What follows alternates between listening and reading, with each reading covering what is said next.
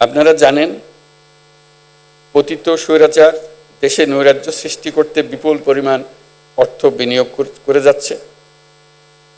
আমাদেরকে এখন ততটাই সতর্ক থাকতে হবে যেমনটা আমরা যুদ্ধের মতো পরিস্থিতিতে আছি।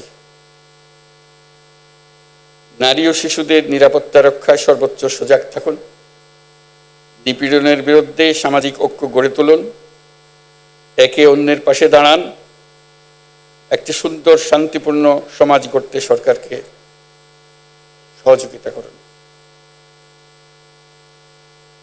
উপস্থিত সুধীমণ্ডলী, আজকের বিশ্বে নারীরা যতটুকু অধিকার আর স্বাধীনতা চর্চা করতে পারছেন, এর পুরোটাই তাদের আন্দোলন সংগ্রামের মাধ্যমে অর্জন করতে হয়েছে।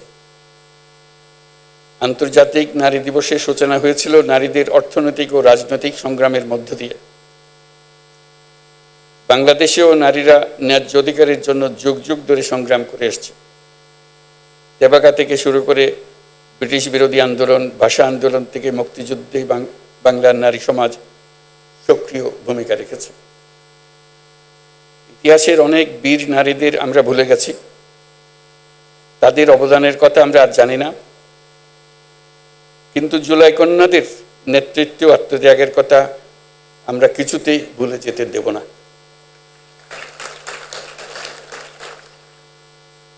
জুলাই গণ অভ্যুত্থানে অংশ নেওয়া নারীরা বিভিন্ন সময়ে আমাকে তাদের সংগ্রাম ও আশা আকাঙ্ক্ষার কথা জানিয়েছে।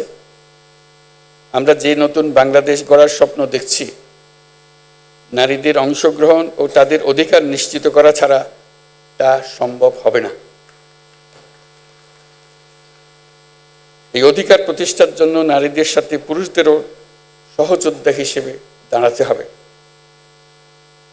সমাজে নারীদের ন্যায্য স্থান প্রতিষ্ঠার জন্য পুরুষদেরকে উৎসাহী প্রতিযোগীরা এগিয়ে আসার জন্য আহ্বান জানাচ্ছি।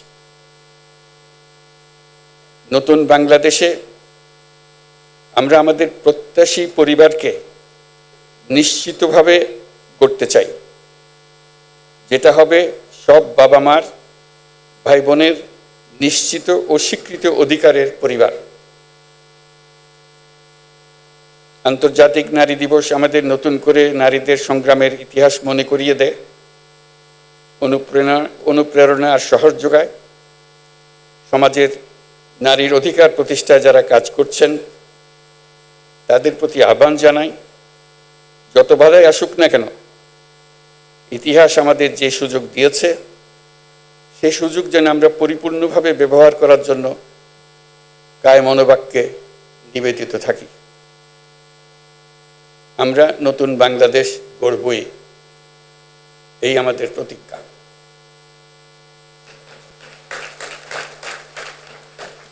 মহান আল্লাহ আমাদের সহায় হন।